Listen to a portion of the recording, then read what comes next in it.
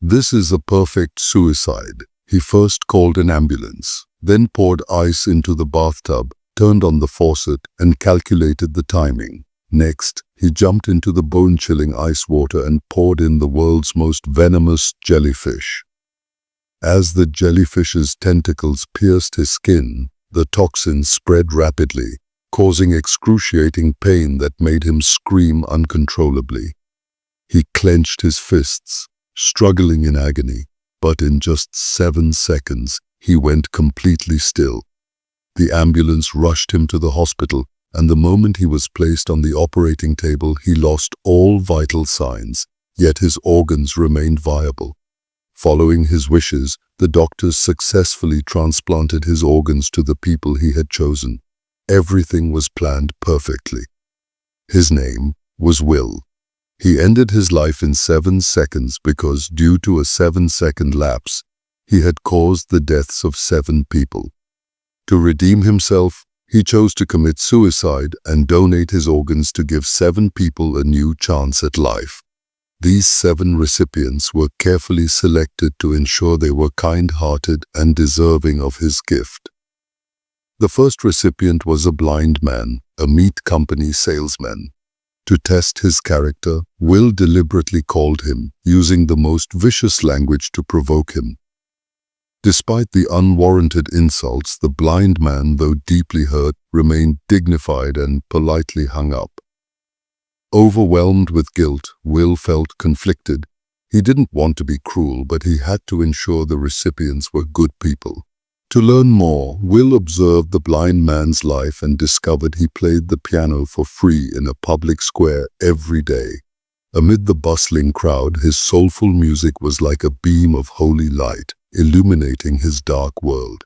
At a restaurant, when the blind man heard a waitress's voice, he became visibly flustered. Will immediately noticed his feelings and asked why he didn't muster the courage to ask her out. The blind man shyly admitted he liked her but felt no one would love a blind man, and he didn't want to be a burden. Seeing this sincere, kind, hard-working, and life-loving man, Will made his decision. His corneas would go to him. Next was a kidney, which he decided to donate to an elderly man. When the old man asked why he was chosen, Will smiled and said, "Because you're worthy." Will had been observing him for a long time. The man was a hockey coach who, despite his own serious illness, tirelessly raised funds to support underprivileged students. This was why Will chose him. In the same hospital, Will noticed a boy with leukemia.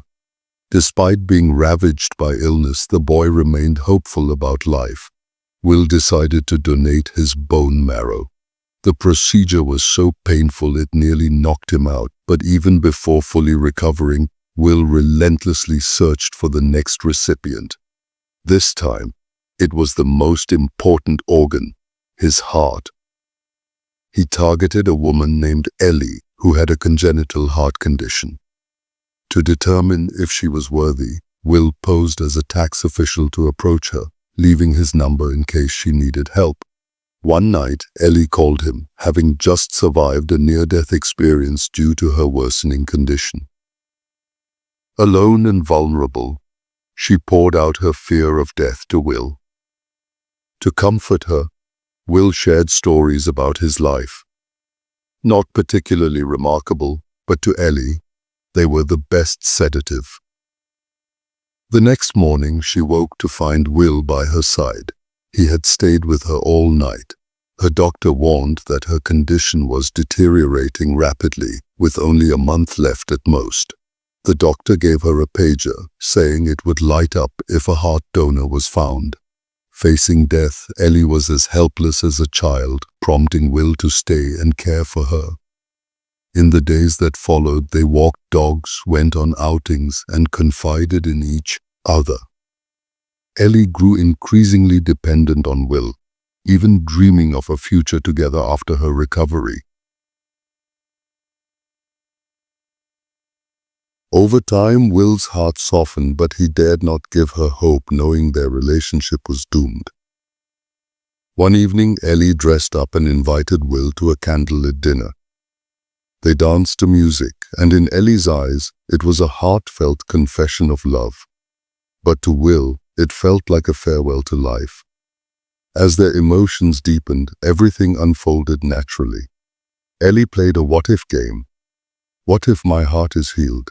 What if we get married? What if we have a bunch of kids? In that moment, Will suddenly felt the urge to live, to care for Ellie for a lifetime, which could also be a form of redemption. He rushed out into the rain, racing to the hospital to ask Ellie's doctor what her chances of survival were without a transplant. The answer was cruel, a mere 3%. It was a death sentence. Only one of them could live. Back in the rain, Will calmed down, realizing his suicide plan could not change. This time he wasn't saving strangers from a list. He was saving the woman he loved. He called his only friend who knew his plan. "Hey Dan, it's time. I love you." His suicide method was unique. He prepared the deadly jellyfish, called emergency services to report a suicide without revealing the victim's identity, and hung up. Then he jumped into the ice water, poured in the jellyfish, and left a note by the bathtub warning doctors about the jellyfish, along with gloves to protect them while retrieving his body. In just 7 seconds, this man who had planned everything for others died in agony, yet his organs remained viable. At that moment, Ellie's pager lit up, signaling a heart donor had been found. Excited to share the news with Will, she found his side of the bed empty. On the operating table, Ellie dreamed of a bright future, unaware that the donor lying beside her was the man she loved. No one knows if Will's decision was right or wrong, but his brother knew he had achieved the redemption he sought. Later, his brother found Ellie and revealed the truth. Will had been consumed by guilt for indirectly causing 7 deaths in a car accident, including his fiancées. Though the law deemed him not guilty, he could never forgive himself. The names of those 7 haunted him constantly. To atone, he donated his lungs to his brother, his liver to a charity director, a kidney to the selfless hockey coach, bone marrow to the leukemia boy, corneas to the blind pianist, his heart to Ellie, and even a seaside villa to a mother escaping domestic abuse. With his life, he saved 7 others. Ellie, sobbing uncontrollably, realized Will's heart was beating inside her. She resolved to live fully, carrying his spirit with her. At a ceremony, she met a man playing the piano, the blind salesman, now able to see thanks to Will's corneas. As Ellie looked into his eyes, she saw Will's familiar gaze and wept. When the man noticed the scar on her chest, he understood everything. This film's greatest success lies in its humanity. Though the story may seem illogical, Will's process of selecting the 7 recipients shows us that good deeds are rewarded. As for the man who died by jellyfish, I believe he entered heaven, met those 7 souls, and found peace at last.